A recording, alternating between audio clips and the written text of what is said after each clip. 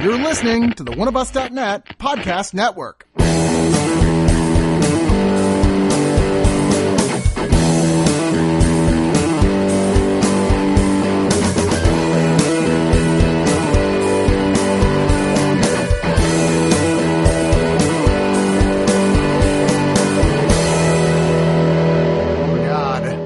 So excited. I don't even know what to do. I'm like ready to come to your guys' houses right when the episode's finished at this point and go, what do you have to say about that? We're on episodes 14 and 15 of our Twin Peaks critical analysis, I guess is the studious sounding way. Yeah. Support group. Walkthrough. Really, it's a Twin Peaks Watchers Anonymous. And so much stuff has happened in the last two episodes. It's like 6 episodes of previous things of content. I remember the last time we recorded, I think we ended it, and I was like a little down. I was like, I don't know if this is all going to come together. Like, nothing's really been happening in the last couple of episodes. And then sure enough, in the first 10 minutes, it all comes together. First 10 minutes, it's like somebody just like put their foot right to the pedal of the metal and just like Lynch boom, boom, boom. Flipped up the little cap on the gear shift and pressed the red button and the night just kicked in and he was just... Scott, go. And I wonder, does he, I knew he edited episode 8, like, right before it aired, and I'm wondering, is he, like, putting them together, like, week by week, seeing how people react, going, I know what I'm going to do, switch. I wouldn't be shocked. I feel like he is. Like, he's, like, live mixing it almost. I want to bug Christian Calloway, the actor who did the interview with us, who chats with me every once in a while online because he had another appearance in here, and he's already told me, I'm happy to talk with you anytime, but I can't say anything about... I was given a stern finger wagging, which means somebody at Twin Peaks knows we exist, and said not to say anything else until the show's over. It's like, okay, but we'll get more out of him when this is all done with. Yes. Well, as usual, we're going to start with episode 14 and do our best to not go too far ahead until we officially clip over to episode 15, but there's only so much you can do about it, let's be fair. And as usual, we're going to start by reading the bizarrely written Wikipedia synopsis of the episodes. Scott, this has now become your job. Apparently. So go ahead and read it out. Frank informs Gordon that pages found from Laura's diary suggest 2 Coopers. Albert tells Tammy about the first Blue Rose case, which involved doppelgangers. Diane identifies Janie E. as her estranged half-sister. Gordon orders the Las Vegas office to search for the Joneses. Chad is arrested. Yay! Frank, Hawk, Bobby, and Andy follow Briggs' instructions and find Nato naked in the wood. No, that happens. Whatever. It was at first. Anyway, Andy is transported to the fireman. Fair. And who shows him visions of the events in New Mexico, Laura, 2 Coopers, Lucy, and an electrical pole numbered 9. 6. Wow. You have some weird version of dyslexia I've never seen. Right now. Look, I've been driving for like 2 weeks. I am goddamn exhausted. You're in the upside down. I am. The world went insane while I was gone, so, It's true. Andy carries Nato to the sheriff's department. She's put in a cell next to Chad and an injured drunk. James learns from the Great Northern security guard, Freddie Sykes, that he bought a strength-enhancing glove and moved to Twin Peaks from London after a vision of the fireman. Yeah. James notices a hum in the boiler room. Okay. When a trucker insults her in a bar, Sarah opens her face, revealing darkness, and bites his throat, killing him. At the roadhouse, Megan and Sophie discuss Billy, who stormed into Megan's kitchen, bleeding from his nose and mouth. When I was writing this, or putting this on here, I was like, can you imagine someone who didn't even know what Twin Peaks was really, just that it was a TV show, and they stumble across this episode description and go, what the fuck is this? I was FaceTiming with my parents the day after this episode aired. My mom watched the show, so we're talking, we're like theorizing and all that. And my dad's sitting there, who's never watched an episode of this in his life. And at a certain point, he just kind of turns and he's like, "What the hell are you guys talking about?" And you just both give him a blank cold. So right off the bat, and I had noticed this as well, but people were starting to comment on it, that the production logo for Rancho Rosso at the beginning of each episode has been changing colors. Yeah. This week it was black and white, which seemed appropriate. Very funny Gordon on the phone with Lucy going, Jesus Christ, you're still there? Yeah. And of course she says, no, I'm not here all the time. I've been home and Bora Bora. kind of want to see a whole spinoff just about Andy and Lucy's Bora Bora trip. Right? Like maybe it was during Y2K, so some of that paranoia there. That'd be great. Yes. But of course, there was a bit of silliness there. We get to move on to Albert telling Tammy about more details about the Blue Rose Task Force. Now, this is where we start going, whoa, this is like, I feel like I should be writing this down as it's going. Basically, this is a woman named Lois Duffy, who was a suspect in a murder in Olympia, Washington. Cole and Jeffries, who were the founding members of the Blue Rose Task Force, were investigating this Lois Duffy is a suspect. They heard a gunshot outside a room. They busted in.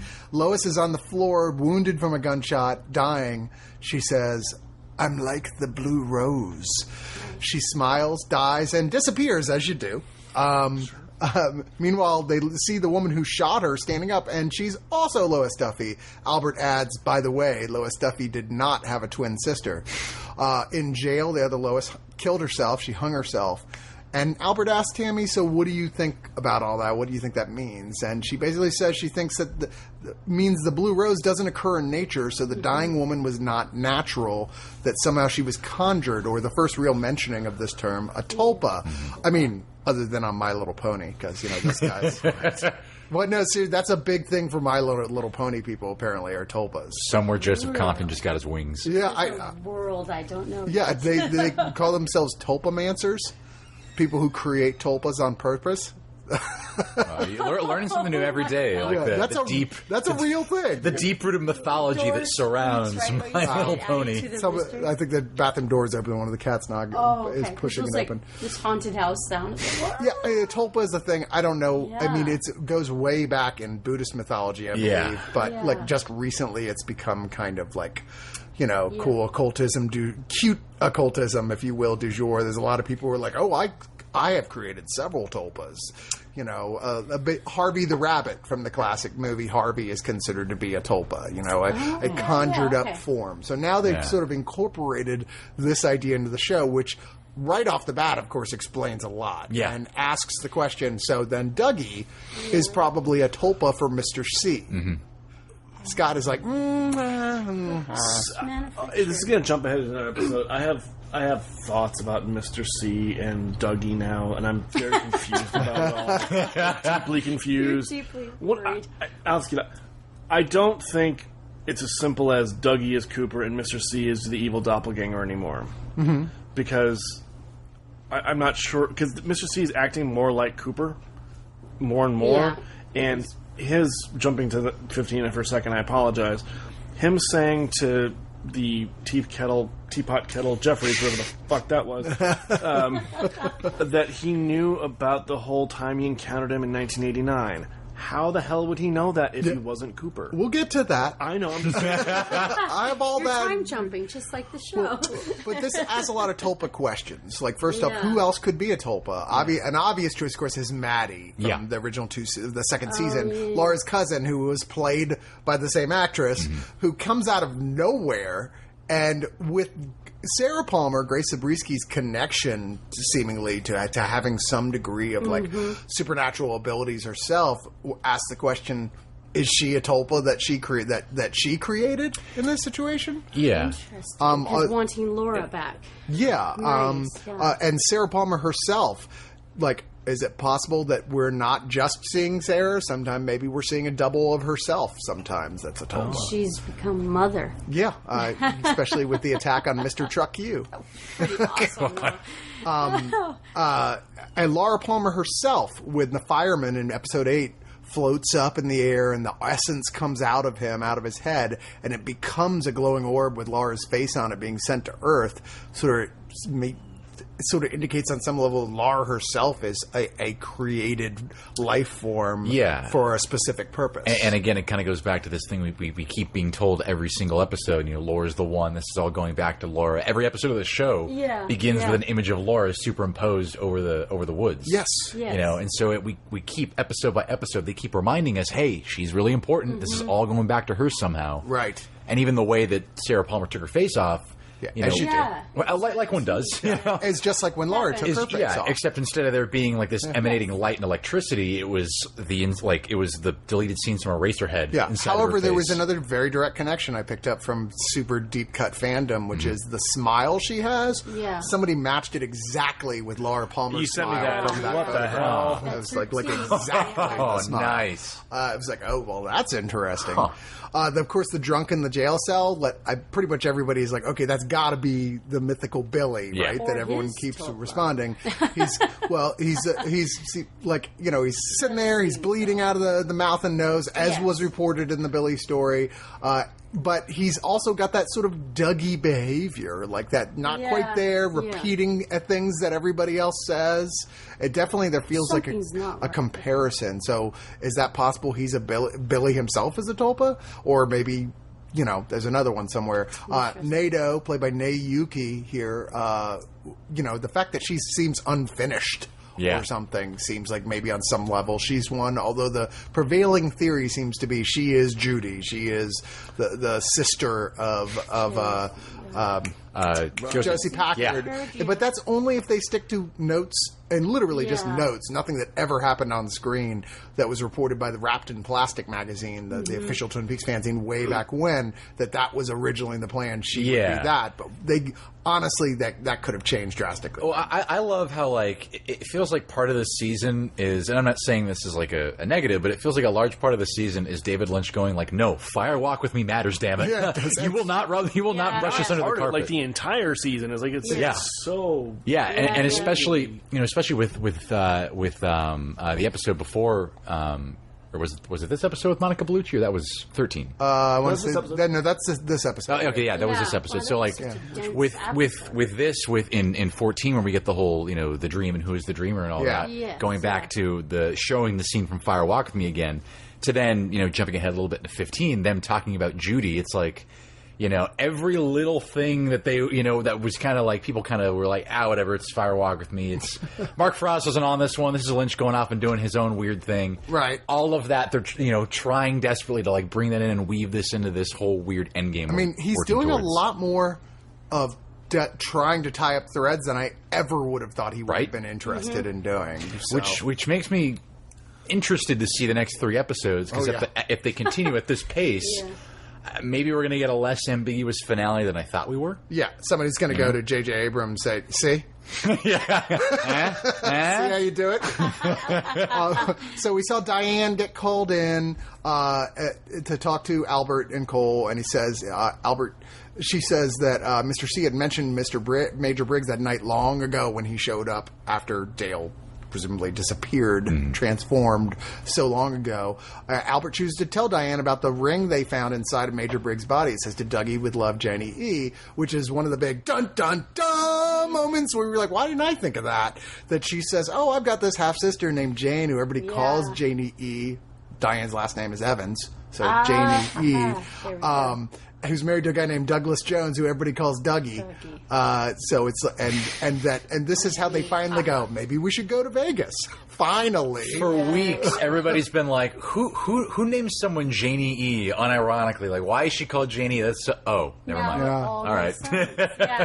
It's So- cute, but yes, that weird little moment that shows when he calls up the branch director in Vegas. Played by the guy who played Stan from Mad Men, who's like, Wilson, how many times have I told you? This is what we do in the FBI. that was awesome. And he gets another. There's only 23, or there's 23 of them. And he gets his moment in 15 too. We'll get to that. But Yeah. Weirdness. Of course, another one of the big moments here is Monica Bellucci. God, I really love Monica Bellucci, so I was so happy to see her brought into this, where Cole says, I just had this dream, which only in Twin Peaks would other FBI agents go, fascinating, let me take notes. This is going to be important. Which, of course, is all in black and white, where he's in the dream, he's on assignment in Paris. Monica calls him, as you do, hey, Cole, what are you doing? Let's go out for coffee. They sit, and Monica says a couple things that obviously feel like, what does that really mean? We're like the dreamer who dreams and then lives inside the dream. But who is the dreamer? And interestingly, and there's a little bit of a deep cut I didn't even catch initially when I was writing my notes for this. She indicates he should turn around, and he sees his younger self, and the scene from Fire Walk with Me where Jeffries comes from the office. All right, a couple different interesting things about this. One, if you were actually in that place in Paris and you look where he looks, it's the art gallery where he did a major exhibition of his works. Which apparently he's hinted that the work in that exhibition ties into Twin Peaks mythology. The face. The very Magritte-inspired stuff. It's cool. Also, interesting note, the big line that we've talked about several times already from that scene with Fire Walk with Me, where Jeffries comes into the office, points at Dale Cooper, and says, "Who do you think this is there?" Well, in fact, apparently in the original version of the scene, David Bowie actually says, originally, who do you think that is there? Now, the actor who was called in to voice this character for, obviously, who appears in voice only and as a giant teapot in this episode, Nathan Frizzell, somebody asked him and said, so what was the deal with changing that line? Why would you go in and redub that line? And he said, there is a logic behind it, but that is a question for the master himself. This whole scene, as crazy as it was, felt so vindicating for me, because I think on that last one I pointed out where I'm like, for years I've always thought, there's got to be something to that line, or he points at Cooper. Right. And the fact that actually becomes a major plot point in this episode, I literally stood up and went, yes! Yes! I'm not wrong! I think we all did to some degree. Well, and then just finding that out, that they actually redubbed it, and it means something, I was like, you're killing me, David Lynch. Well, and then like with Monica Bellucci, her name had been on the cast list, and the whole season, she was like one of the last big names that hadn't shown up, and we were like, well, who's Monica Bellucci going to play? Of course, she shows up as herself, like you do. But I know, like right before they finished filming, they spotted Lynch and Kyle MacLachlan like in Paris shooting stuff, and so that was like a huge question, like what were they doing in Paris and all that. Now we have that answer, but yeah, there is like just. If nothing else happened in this episode at all, just this one scene, there's so much to unpack. Oh, my God. I mean, and we're going to continue here unpacking that particular scene because there's so much to say. Yeah. This came from Entertainment Weekly, this specific thing. 10 years ago, David Lynch introduced at least one screening of Inland Empire, the last theatrical film he made, with pretty much that exact phrase, claiming it was from the Upanishads text that provided the basis for Hinduism. And the full quote was, "We are like the spider. We weave our life and then move along in it. We are like the dreamer who dreams and then lives in the dream. This is true for the entire universe." He read it out loud while Chris Isaac, who played Chet Desmond in Twin Peaks Fire Walk with Me, played background music. But apparently that's either a very loose translation or a purposeful misquote. The actual quote is, "As the spider creates the cobweb out of its saliva, it lives and plays in it, and at the end, the same spider swallows up the cobweb. Similarly, the God, the Lord, creates the whole universe as the act of his thought. He manifests in it, and again, he withdraws the whole universe in himself." Which is, interesting. It definitely makes me think of things like the fireman as God, so to speak. His house being the movie theater. I don't know. Lots of great pseudo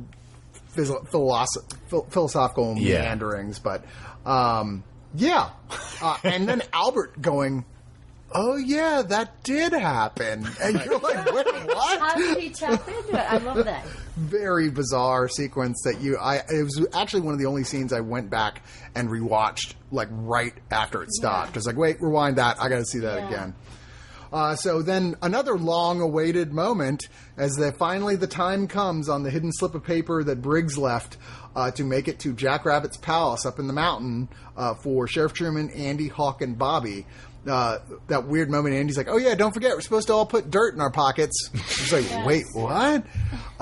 Turns out it was a good idea, at least presumably. They walk the 253 yards exactly due east, and we see the woman Nada, who we saw in episode 8 with Cooper in the purple room. Episode 3. Oh, it was episode 3. I'm sorry. Yeah. The woman with the no eyes, and who seemingly sacrificed herself in a method that really reminds me of what happens in episode 15 when Mr. C goes into the gas station and one of the woodsmen pulls a lever and sparks fly out. Very similar thing with her pulling a lever and sparks fly and then she goes flying off.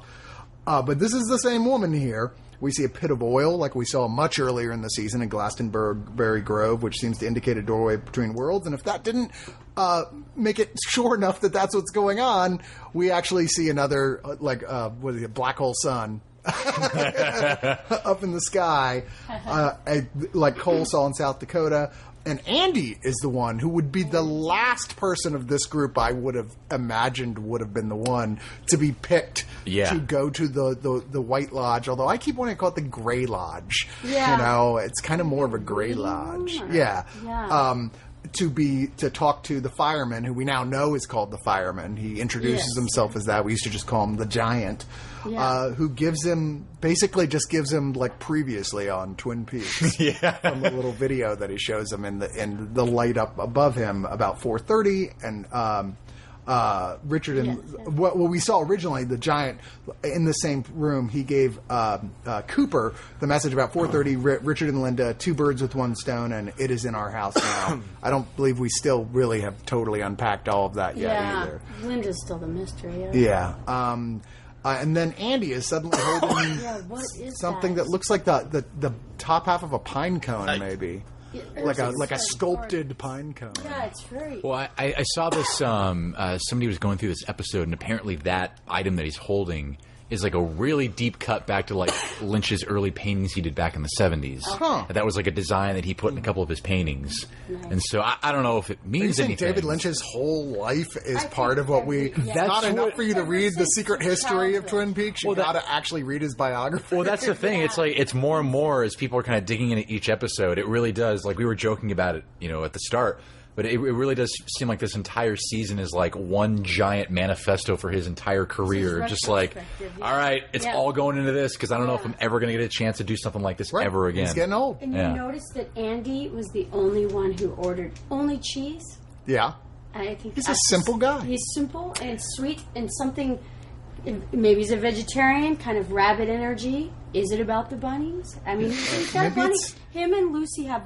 like bunny energy. They're very innocent people. Maybe it's like why he's chosen because he's not going to... He just takes it for exactly what it is. Yeah, he might be simple or full, but he's pure-hearted. He got the message. Well, I think it goes back to later in this episode when they're talking to One Punch Man. And he talks about how he was having a conversation with the fireman. Freddie, thank you. And he's talking to when he was talking to the fireman, and he asked the fireman, "Why me?" And the fireman said, "Well, why not?" Yeah, that it's kind of you're getting this theme that it's like essentially the most innocent people are the ones who are being chosen. Or the John the Baptists. Yeah. Isn't that kind of isn't that the King Arthurian thing? Like the person that doesn't want to be a king, that can pull the sword, like a pure I wish we would do that in America for our president. Oh, yes. It's like who they pick the guy who doesn't want. Is the leader. Yeah. But the stuff he gets shown, Andy gets shown, like I said previously on Twin Peaks, as you see the experiment, for the stuff from episode 8 where Bob is unleashed. Initially, you see the woodsman around the convenience store, the God-of-Light woodsman, the interesting one, the girl running through the courtyard of Twin Peaks High School from the original pilot, which recurred in the opening credits of Part 1 of The Return. You see Laura Palmer, the same photo we see every week, and then surrounded by the angels, and then you see the 2 Coopers. He saw a phone ring, he saw himself, and he saw Lucy with him guiding her into a room, and then he saw, of course, that goddamn telephone pole that torments poor Carl with the big 6 on it that presumably means something. It's like a freeway for hell. I mean, it snitches people and has it dropped anyone off? Or if you listen to Scott, it's a 9. And it is. It could have fallen, maybe it just fell upside down. That's true. One of the things very fell true. off. Just saying. Interesting. And then, of course, the ghostly time skipping as he returns, which, him returning says to me that's why the soil in their pockets. Yeah. Because they needed something to pull them back to this reality, that to be grounded like that. Why their clothes alone wouldn't be enough, I don't know. But anyway, Andy appears with NATO in his arms. He's just such a hero now. I love Andy saying, we need to get her down the mountain. She's very important, and there are people who want her dead. So, of course... For some reason, he puts her in a prison cell, which I thought was odd. Right next to Chad, who, is now arrested and being bitter and noisy. He basically acts like a douche to Andy. So satisfying. That's what happens when you're mean. And then, of course, the drunk who keeps echoing everybody, like Dougie. And the real question is, like I said, is this, in fact, Billy? At the end of episode 7, a guy named Bing, who was played by David Lynch's son Riley, comes into the Double R looking for Billy. In episode 12, Audrey, of course, is in hysteric about Billy, who she identifies as her lover, his whereabouts, and wants her husband, Charlie, to help search for him. And now in episode 14, we find out that Tina also had something going on with Billy. Megan, Shane Lynch, recounts the last time she saw him, which was apparently the last time anyone saw him, saying that he showed up at the house where she was with her mom and possibly her uncle. She's not sure. He was bleeding heavily from the mouth and nose and had a crazy look in his eyes. He hopped a 6-foot fence to get to the house and came in and hung his head in the kitchen sink before bolting out again. I'm going to disagree with you. Tina also had something going on with Billy? No. Audrey has nothing going on with Billy. Audrey's either she's insane or she's in some sort of weird loop, because they clearly say, "Who's your mom?" Oh yeah, not Audrey. Like, it's very like distinctly not Audrey. So I don't think there's anything going on with Audrey and Billy. I think that's in her head or something. Maybe. Well, but she said it. But regardless of whether or not Tina's it is what it is, she said it. Audrey thinks she does. Yeah. Right, but I don't think Audrey. We don't know what's going on with And her then at all. the girl. I still suspect, especially with the whole, like, something in her is keep it. Charlie's like, all right, fine, let's go. Let's go. And then she can't bring herself to go. Yeah. And I'm thinking that weird. there's, Trapped when we somewhere. finally see what's on the other side of that front door, it ain't like a walkway. Beetlejuice snake. Yeah, exactly. The Beetlejuice snake. That would be awesome. Spice or something. There's your Dune crossover. Yes. Bring it all full circle. So officially, for it. finally, James does something in this season that we're like, oh, that was pretty cool, which is not even James himself, but befriending Freddy, who is basically a superhero that the fireman has assigned the task first of telling him how to get a glove back in London that will give him super strength powers. That reminds you of Uncle Dell in Wild at Heart. He had those Yeah. gloves and Yeah. the stick. Oh my god, I love that scene. And then he said he was sucked up into a vortex into the air and And then talked to the fireman. Del And probably then went there, he too. said, now, after you get the thing, go to Twin Peaks and you find your destiny. And as you already said, why me? Why not you? Yeah. why Which is not? unusually pithy for the fireman. He's like, believe the grapefruit or something like that. And then you're like, well, I guess we should do our job now instead of sitting here fucking around. So James goes in to where they're working as security guards underneath the Great Northern, and he checks the furnace and he hears that same sound Ben Horn was hearing in his office. And which is interesting. And there's also a weird door in the corner. It's like, I wonder what that is. It sounds like a Tibetan singing bowl. You know, Yeah. that's probably where Audrey is. Oh, That my would be something. gosh. Wow. Well, and just a wow, fun that's bit, like a fun bit of creepy trivia. thought. That whole I hadn't thought about that. That's super great. that whole furnace area they're in reminded me a lot of in the European pilot when they did the weird closed ending where they go underneath the hospital and they find Bob with his like circle of candles and everything, and he gets shot. I was waiting. I'm like, is he going to turn a corner and are they going to like incorporate this footage somehow? Oh my god. Yeah, the weird, like, it's a one and done. We're like, all right, well, There you go. mystery solved. All right. Bob was the killer. Yeah. And he's your uncle. Sorry. for your British fans out Audrey's there. like trapped. What is that Edgar Allan Poe where it's Monte Cristo? Someone gets trapped in the wall. The Cask of Government, Amontillado? Yeah, it's like Yeah. some creepy, like she's Yeah. dead trapped in there. Like, What are you Audrey thinking? is That's something disturbing. because they don't ever leave. They're stuck in this room. They don't They're ever do stuck anything else, somewhere. and she's like trapped in this like repeating loop in hell. And the humming is her trying to get out, kind of like Josie, because Oh, maybe creepy. we all think, oh, Ben's changed. He's magnanimous now. He's so nice. Maybe not so much. Yeah, what if he's the one who trapped Audrey in the basement? Right.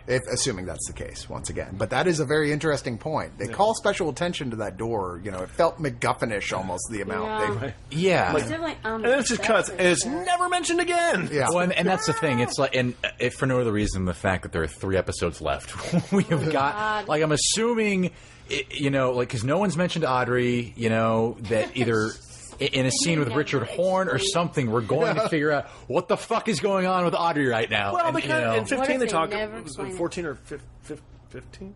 Which one? With Richard, where he's acknowledged who. Oh yeah. yeah. He says he mentions his mom, but no one talks about her like in the present tense. No. Yeah. You know, no one says what is she doing right now. Exactly. It's the type of thing the way he delivered that. She's hanging out behind the door. It. Yeah. Yeah. Or yeah. she's in hell. Or Oh my god! Man, don't toy with my emotions like that. Speaking of in hell, Sarah Palmer, or maybe her Tulpa, as we pointed out, we said can take her face off. We already talked about this a good deal, just like Laura did in the Black Lodge in part 2. And then eats that dude's neck off, who totally has it coming. Even though she's clearly not good, she's obviously a little on the dark side. You still kind of go, good call. Mr. Chuck you had it coming. She's getting revenge. I just really love Grace Zabriskie's delivery. Like right after she snaps out of it and screams and everything, when she's talking to the bartender and she's like, "Yeah, that was kind of weird, huh?" It just kind of gives him that look. She goes, "Yep, it's a mystery." He very slowly backs away from her. As you should. She's always been not evil, but she does that. In the finale of the original series, she gets a message from someone. Wyndham Earle. Wyndham Earle. Yeah. She's in the Black Lodge with Cooper, and I'm like, maybe she's been touched for God knows how long. I mean, there's when we start talking about the convenience store in 15, there's actually some interesting things that point out maybe a connection between the woodsman and her. But anyway, to finish this episode out, of course, it ends in the roadhouse with more characters we don't know talking about stuff we don't know what they're talking about. Sure. Which is really normal now at this point. The one woman admits to being a thief who stole her sweater from her friend Paula. She mentions Billy and the whole stuff we talked about before, which indeed is stuff that Audrey mentioned she dreamed about. Right. Her mom and Billy apparently had a thing, and her mom's name is Tina. Right when she says that, there's a weird deep rumble in the soundtrack. It's like, huh. Yeah. Well, who the fuck is Tina? That's more important than Billy now. Yeah. She says, "Me and my mom. I don't remember if my uncle was there." Oh. Meanwhile, just curiosity, the other woman she's talking to is Emily Stoffel, who's David Lynch's wife, who we met during the filming of Inland Empire. Cool. He's just packing it. It's one of those things like you call in everybody you know and you're related to and you got a project. Could Tina be a Tupla? Is it Tupla for Audrey? Tulpa. Yeah. There we go. Tupla, I don't know. I'm making up new words. That's possible. I'm just... Yeah, this is weird. At this point, I feel like the whole Billy thing. I'm not convinced it's going to go anywhere. No, it's really kind of a red herring. It's like maybe he's the guy in the jail cell. I think he is. The guy. He probably is. Like, and we didn't talk about that horrible scene where they just screech for 10 minutes. Yeah. Oh my god. But I don't. Yeah. Oh my god. But I don't think it's going to be a storyline that like amounts to anything in the way that everything else is. Right. Now watch me be wrong. This week it turns out Billy was the key to everything. Everything's always actually Bob. Yeah. Really Bob. Everything perfectly connects, and we're suddenly like, oh my god, drop the coffee cup. It turned out like Lynch knew he was going to do this for a lot longer than we thought, and the actor playing Bob fake his own death so he could come up as a huge surprise in the final episode. Honestly, at this point, although I'd be much happier if it turned out David Bowie faked his own death, because then we'd have David Bowie. Right. So. Yeah. That seems would be unlikely. pretty awesome. Yeah, I'd be all for it. Seems that would unlikely. be pretty cool. Or they found a way to save him, but only by changing him into a giant teapot. All right, so we're on to episode 15. Scott, take it away with the Wikipedia synopsis. Wow, this is a crazy synopsis, too. Cooper's doppelganger arrives at the convenience store to ask Jeffries, who appears as a metal casing, or teapot, I still say teapot, about the assassination attempt and someone called Judy. Jeffrey tells him he's already met Judy and gives him numbers. Outside, Richard attacks the doppelganger, who he recognized as FBI agent his mother Audrey knew, but is subdued. In Las Vegas, Chantal assassinates Duncan, Todd, and Roger. Cooper reacts to hearing Gord's name on TV and sticks a fork into an electrical socket. Hooray. Inspired by Dr. Jacoby's show, Nadine tells Ed he is free to pursue Norma. Norma lets Walter buy out the RR franchise and then accepts Ed's marriage proposal. Gerson attempts to console an armed, suicidal Stephen in the woods. Hiding from a passerby, she hears a gunshot. The log lady calls Hawk and gives him some final advice before dying. R.I.P. Audrey and Charlie continue to argue. At the roadhouse, James is attacked by Renee's jealous husband, Chuck, whom Freddy hospitalizes with his glove. Super Freddy. Freddy and James are arrested, and a young woman crawls across the roadhouse floor and screams. Oh, my God.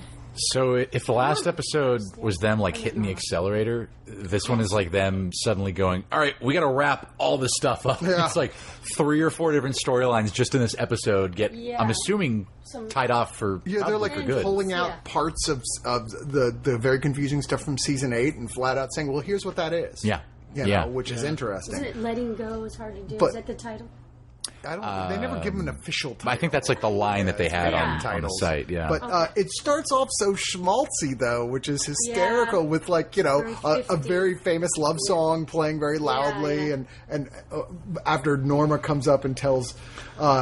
I'm sorry. I'm sorry. What's her name? Not Norma. Nadine comes up and goes, "Ed, you're free. Do what you want. I'm gonna go fuck. I'm not gonna tell you this, but I'm gonna go fuck Dr. Jacob." I was saying before, and I have to say it here. Yeah. Nadine walking with a shovel, like she's gonna beat the shit out of Ed. Holy crap! She's gonna kill Ed right now. Holy shit! I didn't pick it up. I was thinking somehow the shovel. That's her connection to Dr. Jacoby. That's her soulmate. Yeah. And I was like, oh, it's going to happen.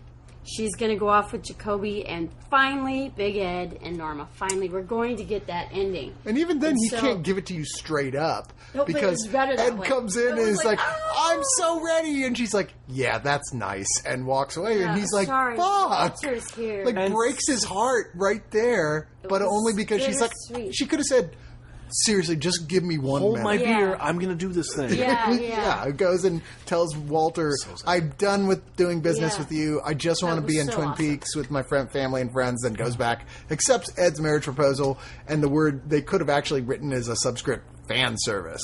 Yeah. But in the best way possible, because honestly, part of me kind of hopes that we don't see Norma and Ed after this. Why would we need to? That this is the button on or on even their Nadine and Dr. Jacoby. They really aren't tied into anything else. And it's fan service, but damn it was earned. Like I don't know about you guys, but like I got pretty choked up watching that song. I really did. That song too. I was like, and I also it was emotional, but also I cried. I'm not gonna lie. It's soap opera. But it was also very much like Lynch and you were talking about like will there be a second season or whatever. I feel like it is very self-contained, and the whole plot line with Norma and the franchising of the RR Diner felt so much about like we're not keep making Twin Peaks. I'm just going to do what I want to do it the way I want to do it. And this is him saying, you know what, screw you, I'm not going to franchise it. I'm done, and I'm gonna take my store back. You buy my shares, I'm out. I mean, or it could alternately just be. This way you guys are happy with we get conclusions for these characters that were created, but I got nothing else for them to do, so let's just wrap them up and we'll move on to other stuff. I mean, my God, he's created so many new characters with this season. This is true. But then, of course, immediately after that sunny scene, it goes right to hell. Like a good episode of Twin Peaks does. Mr. C drives down the Lost Highway. Yeah. Kind of looks like that. I was like, here we are again. Here we go. Arriving at the convenience store from Part 8, the magical woodsman convenience store. They should call it an inconvenience store. They don't sell shit. Yeah. They have corn. Nothing but cream corn. Yeah. Oil spilled around. So, like, we assume he's on his way to Twin Peaks because he got the coordinates that were Twin Peaks. So one would also presume now he is, in fact, in the Pacific Northwest. And since it seems kind of ghostly, we see it disappear at the end. And, in fact, because before we knew it was in New Mexico, we assume that this location roams, that it's capable of moving around from place to place. Weird that he knew that's exactly where to meet up with it, but, he's Mr. C. Mr. C. Also strange that the woodsmen who meet him are just kind of like, what's up? When he's like, but last time we saw them with him, they were like forcibly yanking what looked like they were forcibly yanking Bob out of him. But maybe we just misread that whole sequence. Or maybe they just they recognize him as one of their own. Yeah. Essentially, if they're Black Lodge inhabitants, they're like, oh yeah, we saw you wandering around the hallways. Yeah. Familiar, and they're we went to high school together. You dated my sister, but not surprising. Of course, Mr. C is there to see Agent Jeffries, who now has, as we pointed out, turned into a giant, teapot. Like you do. Yeah. That looks a lot like both the sort of contraption at the top of the tower with Nada inside of on top of the purple room, and it also looks like the weird alarm bell, diving bell thing inside of the Gray Lodge / White Lodge. It looks a lot like it. But anyway, so Mr. G's there because he's like, hey, Jeffries, I heard you wanted to kill me. What is going on with that? And also, this whole Judy thing, kind of confused, need to know what's happening there. Of course, Ray, who is the one who told him where to find Jeffries, said he could be found in a place that technically wasn't real called the Dutchman's. So I guess that's what we're going to call the convenience store from now on, is the Dutchman's. Now, here we get some deep cut weirdness here with what's going on? All right, so he gets let in. A woodsman throws a lever and sparks fill the room, and Mr. C sees in a minute a flickering vision that shows that masked, red-suited Black Lodge demon that fans call the Jumping Man. That, in fact, we've seen versions of him throughout the show, even going back. We'll get more to that in a minute. There's so much to unpack in this whole sequence. This is the Monica Bellucci dream of this episode. But fans who froze the image, and believe me, this isn't one of those, oh, it kind of looks like it. There's fucking no doubt is Sarah Palmer's face is superimposed over the Jumping Man's face. Where you're like, yeah, that's definitely no question. Although some people have pointed out that it also looks like they kind of superimposed Agent Jeffrey's face over hers even as well. Like it's kind of half and half, which would actually make a lot of sense. Yeah. Because even in Fire Walk With Me, when that scene when Bowie shows up, for a second we see the Jumping Man there. And also the fact that he's there to see Jeffries altogether. So it's kind of like maybe a play on the words Jumping Man, he's a talisman. It's also like a place or switching of possessions or bodies. Yeah, the Jumping Man is a very interesting image throughout that's been going on for a long time in the series, and I've never been very clear what he's saying with it. But we even have more on that. The spotted wallpaper in the scene is the same in that painting that hung in Laura Palmer's bedroom in Fire Walk With Me. The painting was given to her by another Black Lodge entity, Mrs. Tremond, who always we see with her grandson, who is a magician. Like a little magical kid, who also appears at one point wearing the Jumping Man mask and is regularly seen jumping around. It's like the trickster or shapeshifter. Laura, of course, in Fire Walk With Me had a vision that brought her into the painting. She found herself in the Red Room where she originally received the owl ring. So that asks the question, is there a direct passage from the Palmer house to the convenience store? And would that certainly seem to indicate why Sarah Palmer has all these demons haunting her? Yeah. Like there's a direct conduit from one to the other. Under that fan or that hallway or... But yeah, Mrs. Tremond is one of those characters I had forgotten about entirely until this episode and reading other people's notes about it. Like, wait a minute, who is Mrs. Tremond? Yeah. And it's one of those actresses you've seen in a bunch of stuff. She lived in the trailer. Is it Fat Trout? Yeah, she lived in... Well, that was one of the places she lived. She shows up in the series. She shows up first in the second season when Donna goes to visit her when she's doing Meals on Wheels. First appearance is actually in The Secret Diary of Laura Palmer. Really? Yeah. I stand corrected. And then she's in episode 9. Well, and then she shows up in Fire Walk With Me, which is referencing that scene. And they mention that her, when Desmond is investigating the Fat Trout Trailer Park, they mention how there's an old woman and her grandson named Chalfont who live in this trailer. But they moved the same people who before was the same. Were also named Chalfont. They had the same name. Yeah, and then where the trailer is gone, like the owl ring is lying on the ground. And then you see her during the David Bowie scene then in the convenience store. This is going to take us 25 years to figure out. There's so much even more about her, and I just don't even know how much, if it all ties in. We do know she's connected to Bob the Arm, the Woodsman, the Electrician, and the Jumping Man, because we actually saw them all and her grandson in a room together. Mother again. There's just... And maybe none of this means anything, but there's such a direct link that you're like, how can that not mean anything? Anyway, so like I said, if the pathways are there, so maybe it can go other places too, because when he pulls the lever, Mr. C follows through a corridor that ends up superimposed with trees from the Ghostwood Forest, which seems to say, oh, if you take a right turn here, you'll end up there. And he's led up the stairwell that we saw when Cole looked into the vortex, that same stairwell the woodsmen were standing on. But then the door strangely opens up into the outdoor courtyard of a highway motel. He's taken to room 8, and the backwards-talking night manager opened the door for him, which some people theorize that's Lois Duffy stuck in that world. But that seems to me like you don't really have any evidence for that. But because we have no clue what she looks. I would love to have seen that Blue Rose scene instead of hearing the description by Albert. Nothing against that. I really wish we could have seen that in a flash visual. The scene would have been awesome. Now, once again, Jeffries, of course, does not really want to talk about Judy, just like he said in no uncertain terms he didn't want to in Fire Walk With Me.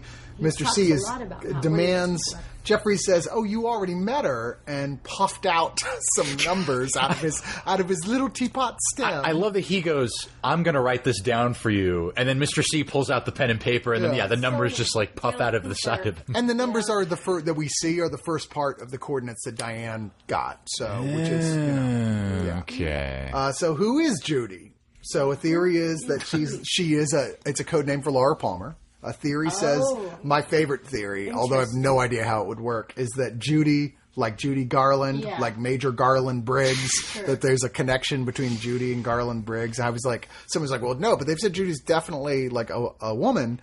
And I was like, well, maybe he's got a tulpa that's a female version, or maybe he had a secret life in drag. You don't know. Interesting. We've already had a character here who was like, or Judy's, but most people seem to think that based on, like I said, Wrapped in Plastic, that Firewalk with Me co-writer Robert Ingalls and Lynch had originally envisioned her as the sister of Josie Packard, in which case Nato, who appears to be Asian herself, it seems to be a likely suspect to be Judy.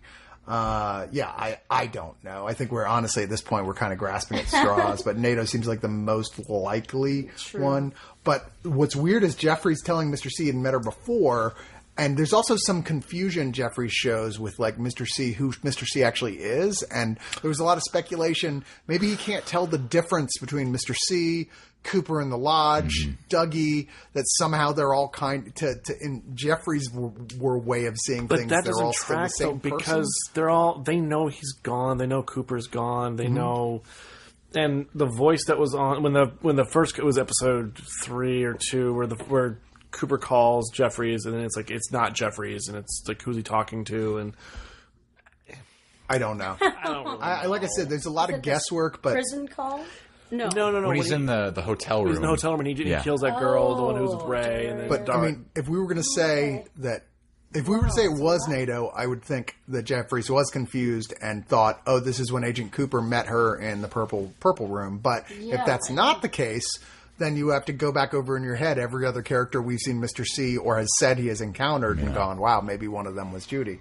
I don't know. Damn. Either way, he made the mistake of answering the phone and being teleported out of there. So after Jeffries is like, I'm done with you, meeting over, I'm going to dissipate. Does anyone think that David Lynch might suffer from, is it called misophonia, where your sounds bother you? Because the on the windshield, the window sweeper guy, and he's like, making that weird scene where he's and like, then the phone's ringing and the lights flashing, and just the whole idea that he can turn people up and down. Because I identify with this, and I'm like, he has to have it, because I have it, like, sounds are really intense for me, so I get freaked out, and I'm like, he has to have sure, this because disorder. His character has the hearing aids. Yeah, that's what I'm saying. He could turn people down and off, but he's like, Myself, I wish I had synesthesia. Doesn't that sound awesome? Right. I have that too. That's so cool. It goes with migraines. Well, that's so not as good. I can see colors when I hear music. I had to take a lot of acid to do that. So. And those were the days. They were long ago. They were literally so long ago, half the people listening to this weren't alive when it happened. You can try some sparkle. I hear you see penguins and dude, you don't think I haven't looked for some sparkle?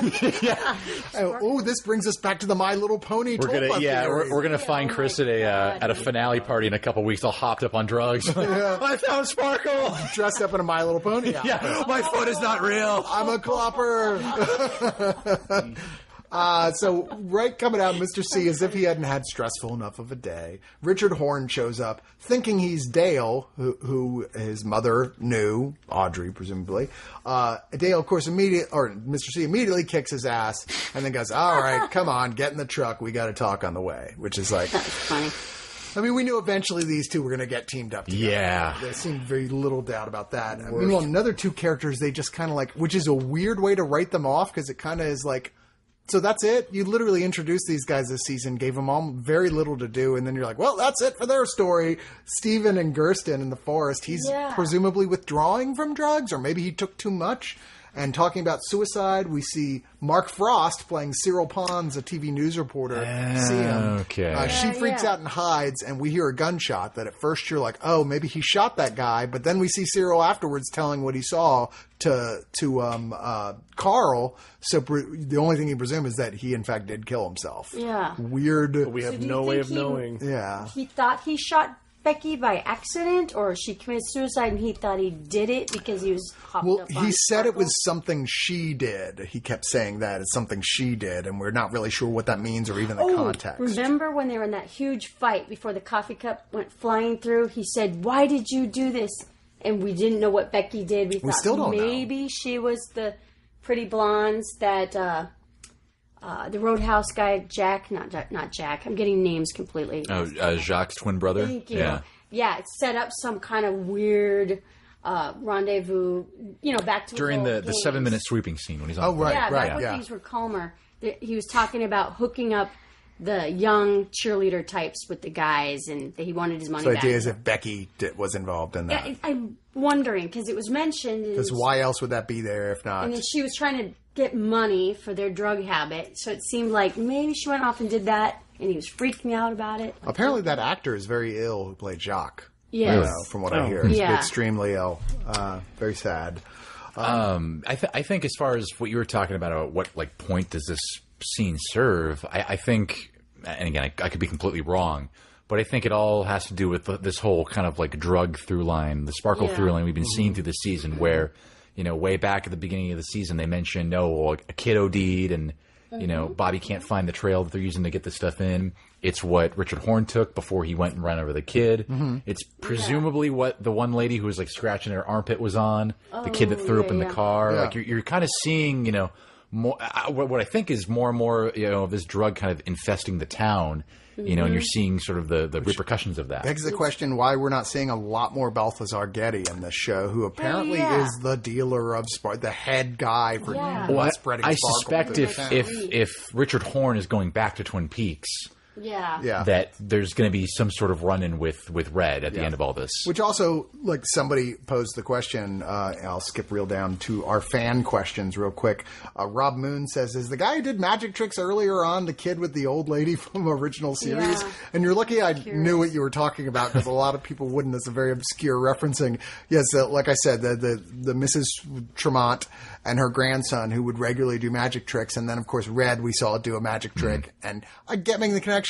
As you can tell already, the answer is who knows? Yeah. Wasn't that child David Lynch's child? It's not Riley, though. Yeah, it's David Lynch's kid. Was it Riley? No, the no. age doesn't seem right, because No, it was one of his kids in the show, and then in Fire Walk with Me, it was a nephew of his. Oh, okay. Yeah. Because he does look like a tiny. He's got an David extended Lynch. family, man. Thanksgiving He's must got be his crazy. They're just eating those chickens from Eraserhead. With the same hairdo. And then we see James show up in the Roadhouse with Freddie, who's showing there to tell the woman in front of her husband that he's basically interested in her Renee. We already knew there was kind of a little crush going on Renee there. Is Renee the same actress in Lost Highway who's the blonde wife of the director, and she's hooking up with the pool man? I don't think so. The scream sounds the same. Could be. I didn't recognize her face, but when she started screaming, I said, it sounds like his wife. Oh, no, it's Mulholland Drive. And she was sleeping with the pool man. It might be, It sounded like the same scream, because I was like... Or maybe he's got his own version of the Wilhelm scream. This is true, yeah. During this whole scene where he's just sitting there staring at her, I kept thinking of that line from early on in season 1 that James is sweet but he's so dumb. Yeah. It's this is literally that personified. But he may be dumb, but he's got the Brain coolest damage. friend in the world to protect him. Right. Because the guy's husband's I'm gonna beat the shit out of you, and Freddie, of course, who is basically a superhero with his green garden glove and super strength, knocks those guys into hospitalization with one short, swift punch. And he I even thought we were going to see ZZ Top. right. I was kind of bummed, why didn't they want to do it? But it was so great. The punch and then pauses and the song picks up, now, the jukebox stops. All this feels like this is starting to tie together, though, because some of the speculation I'm seeing, okay, so James and Freddie are now in the prison, right next to NATO. And if NATO is Judy, and Mr. C is coming for Judy, then his destiny would be the one guy who's powerful enough to actually fight off Mr. C, who is himself of extremely enhanced strength. And also you've got... As we saw in the arm wrestling scene. And you've got Chad there, and that ties into the whole drug subplot, and you've also got Richard Horn coming back with him, so it's like... Have to deal with Freddy's rubber fist of justice. Now that's a spin-off show I want to see. Him and Hawk teaming up, taking down crime. Oh, Meanwhile, Chantal and Hutch are doing their job. Chantal shows up and kills Duncan Todd.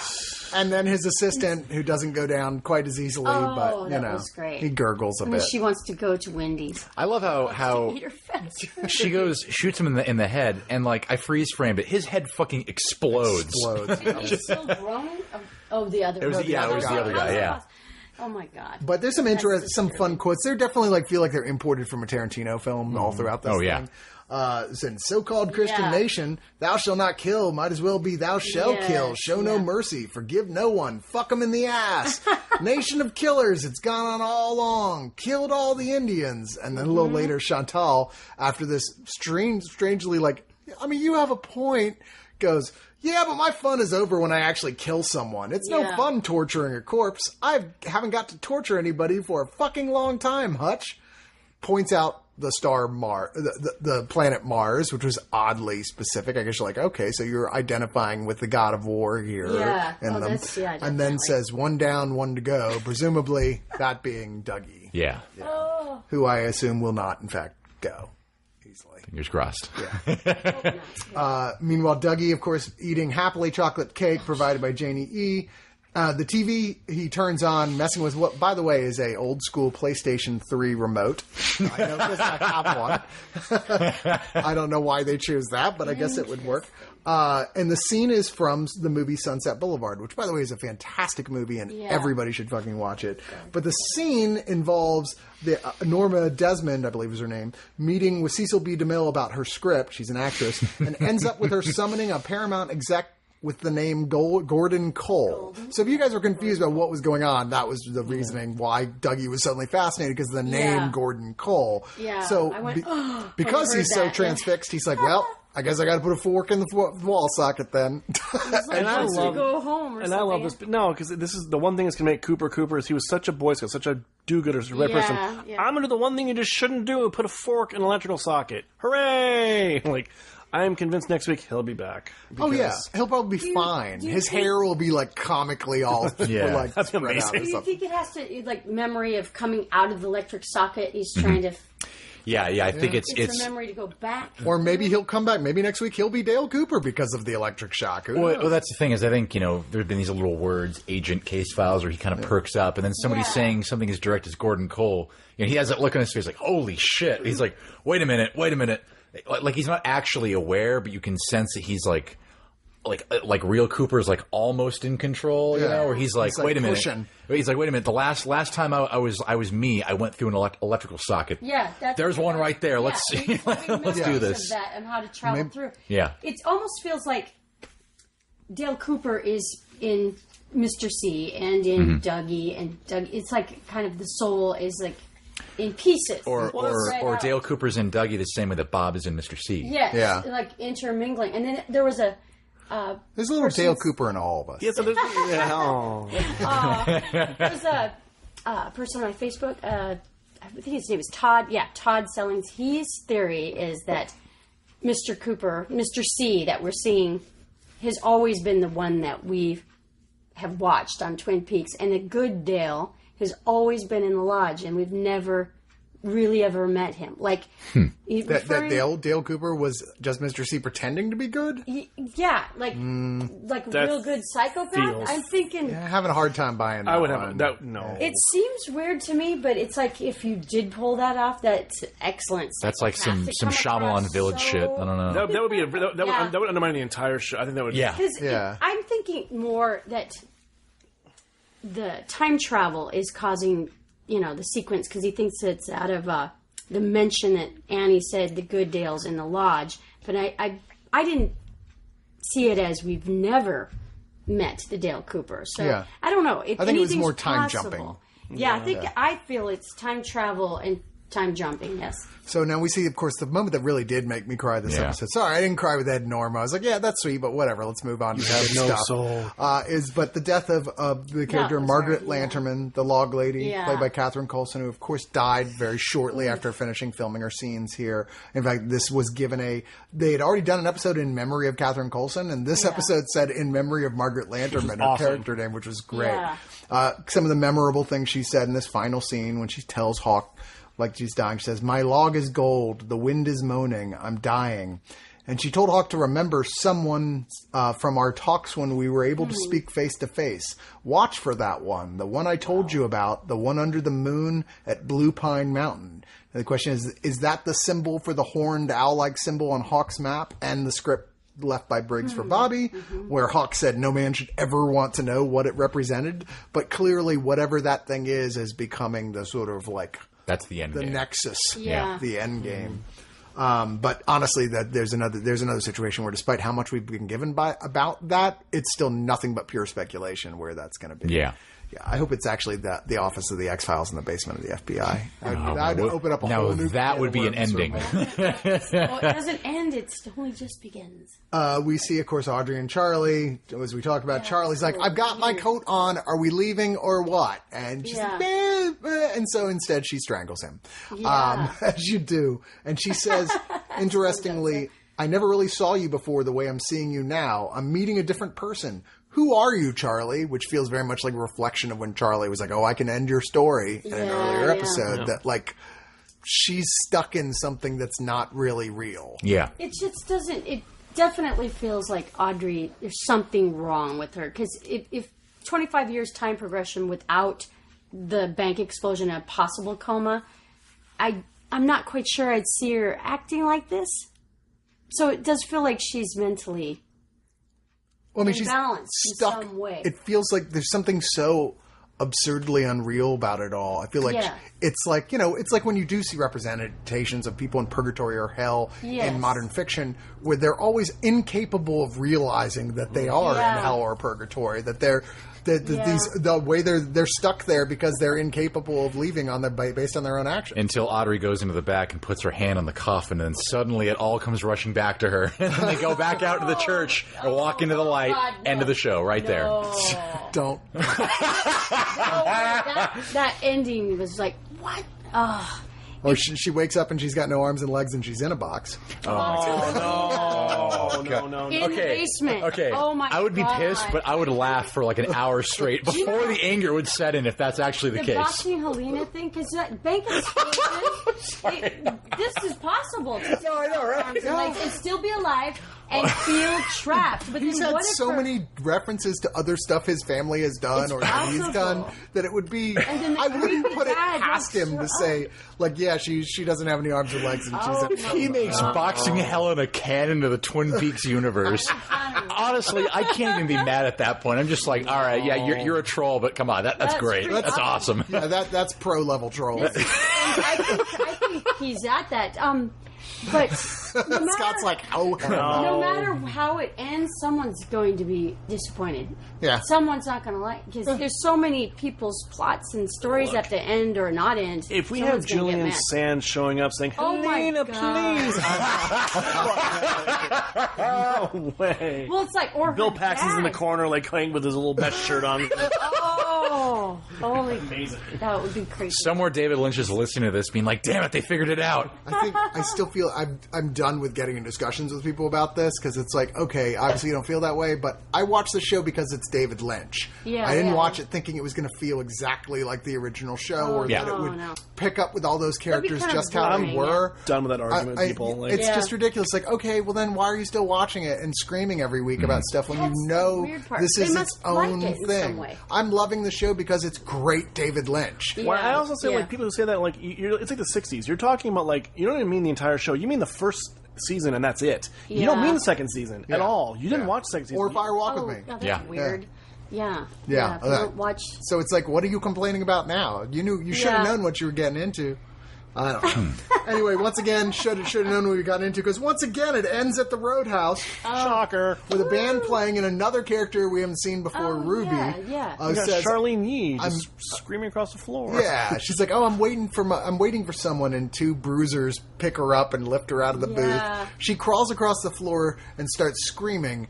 And this seems unlikely, but a bunch of people have linked it to the scene up earlier in the episode where Cooper crawls across the floor and said, weird. And I don't know how they worked out the timing, if it was really exact or they just synced it to exactly the right point, if the timing was exactly matched by the length of the shots. But they have it set up where the moment he puts the fork in the socket, is when she starts screaming as the matchup. But once again, you can sync up anything to look like you want to. She could be another person that's a vessel. Like I also took Dark Side. I synced up Dark Side of the Moon, and it synced up perfectly. Through the whole God. Oh my goodness! Yeah, if you actually sync up Dark Side of the Moon with The Wall, it actually answers all the questions. My God. Yeah, all the questions. It just says 42. And your fucking face melts off. Yeah. So we did actually have real fan questions this week. Jabril Mahmood, I'm so sorry if I'm saying your name wrong. I apologize. Said, have you guys discussed Mark Frost as a contributor to The Return? In the episodes I've heard from, he hasn't been mentioned very often. In my opinion, he's essential to the final work as Lynch. We just by the nature of what you were talking about wanting it to be like a David Lynch experience, you're going to talk about Lynch a little more than Mark Frost. But yeah, I definitely feel like you can feel his touch, especially on like the last 2 episodes when there's actually more conventional plot. That's where you can kind of feel that's Mark Frost, that's his hand in the writing. But even so, there's so much of like, well, we're almost by just default, we're saying Lynch because he's so very Lynchian in feel. But like, who knows what stuff Frost actually wrote and what Lynch actually wrote? The Secret History of Twin Peaks is written by Mark Frost, and so much of that informs this. Like, we'll have to. Oh, definitely. Yeah, like, so much of it. That is the thing. Didn't he have nothing to do with Firewalk with Me though? Well, he obviously the original show involved in all that. And Lynch publicly has many times said he's like, everybody gives me all the credit, but he's like, this show, it's at least 50% Mark Frost, if not more. Because he's good with all the conspiracy theories. Yeah, well, basically, because essentially how that relationship worked in the beginning was, Lynch was doing his weird esoteric thing, and Frost was the one who was able to like channel that and know how to actually run a TV show and structure that. Yeah, no, and that's what I picked up. Mark Frost didn't have anything to do with Firewalk with Me because when they were getting ready to make Firewalk with Me, both Frost and Lynch wanted to make a movie, but Lynch was very set on doing the weird prequel movie first and then getting to like a proper sequel later. And Frost was like, "No, man, that's a terrible idea." So Frost didn't have anything to do with Firewalk with Me, but Secret History of Twin Peaks. That book was all Frost, and that thing. The farther along we get into the season, the more it's like you realize how much of that book, directly ties into what's going on now. And the upcoming Twin Peaks, The Final Dossier, which comes out as soon as the show is over. Yeah. So, and again, I feel like it's one of those things with this season. Once it's all over, and kind of the curtain is lifted back a little bit more, we'll have a better idea of percentage-wise what was Mark Frost and what was David Lynch. But yeah, I do definitely feel like you can still feel Mark Frost's touch on this. I would like to throw out, just having read these, and they're so much fun. He's written a bunch of stuff, but he has a book, The List of Seven and the Six Messiahs.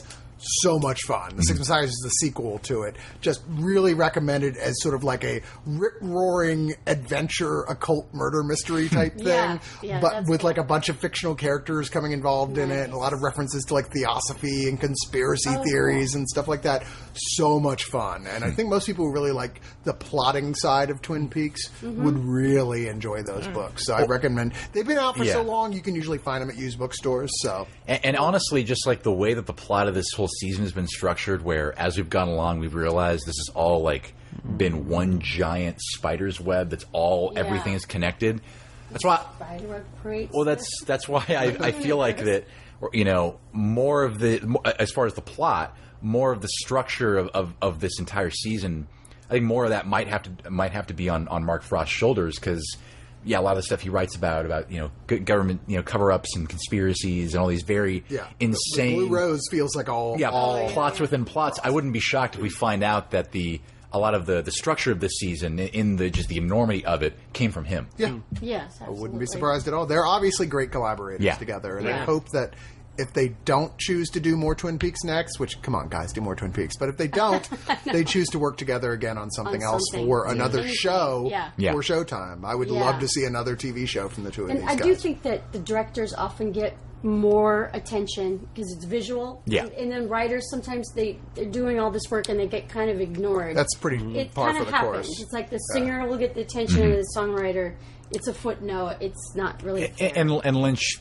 Unfortunately, is the bigger name of the two of them. He's the one who has more notoriety around him. I don't know, man. Mark Frost did Hill Street Blues. He wrote Fantastic Four: Rise of the Silver Surfer. Oh, come on, man. Let's not talk about that. Right, so the last question. That's Judy. The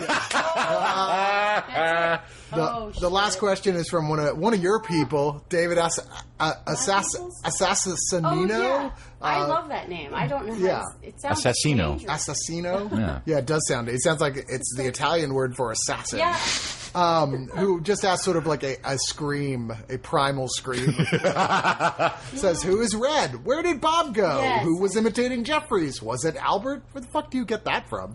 Is Albert a doppelganger? Is Becky dead? Is the drunk drooling blood or engine oil? Yes. Why are scenes from TP out of sequence? Or Time are travel. we seeing two timelines playing out differently at different times? Possibly. Is Chantal secretly Judy? Who is Judy? Are you Judy? The answer to all of this I've been is Judy yes. this whole time. Correct. Yes, You are right. The answer is blue. You are factually true. I think in like... And then your iPod just fades away. Was it episode 3? They were talking about David Lynch is outside with Albert, and it's a tight scene, and Episode it's going 4, yeah. blue. And he goes, none the bluer. And I think we all thought, is Albert a double agent? He's acting kind of weird, or is Tammy? Well, there was the whole was bit that question. in I think it was 5 or 6 when they go to interview Mr. C in prison, and then you find out that Albert had been feeding him information, Yes. thinking that it was Dale. Got but there it. is that moment where they do kind of cast a bit of a shadow of a doubt on Albert Wonder, briefly. Yeah, is Albert a double agent or a shady Begs character? the question that we must provide an answer for. How many Twin Peaks characters does it take to change a light bulb? Oh my god. So somehow there must be an answer other than just fish, Judy. which is the The obvious light answer. bulb changes itself. The light bulb has always been and never was. I don't know. Dreaming the light bulb. Fell a light bulb.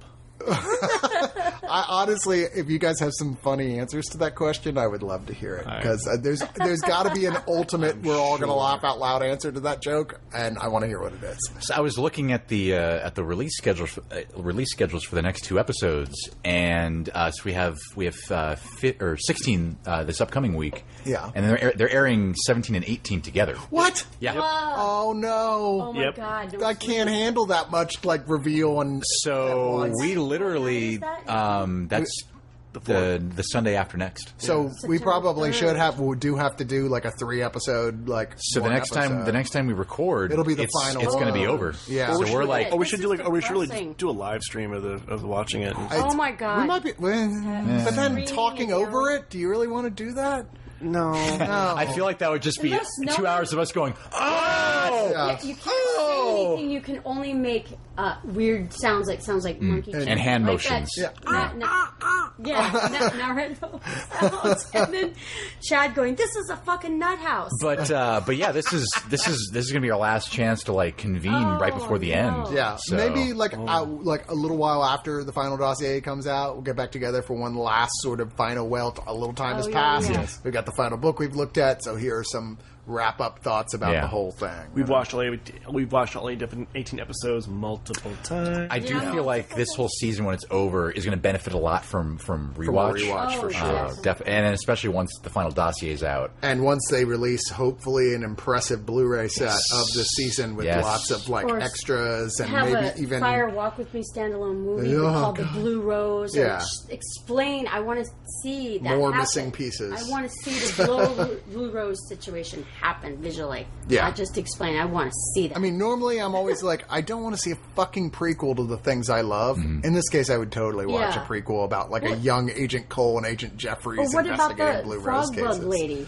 back in the 40s? We could just go all the way back. I mean, just start from 1947. They made that. It was called The Secret History of Twin Peaks. Yeah. Well, visually. True. I read it. It's wanna great. Now I want see to it. see it now on a big screen with popcorn. Well, that is in fact it for our summation of these 2 huge, almost impossible to have a summation of Twin Yeah. Peaks episodes.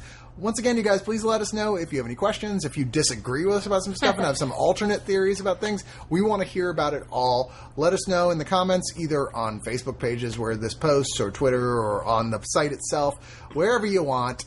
You can mail us a letter if you want, but you'll have to you'll have to go to the Black Lodge to figure out what the address is. So, Send Morse code. just saying, maybe it's the Black Mailbox in Arizona. My God. Oh, See what I did there? Here's the number.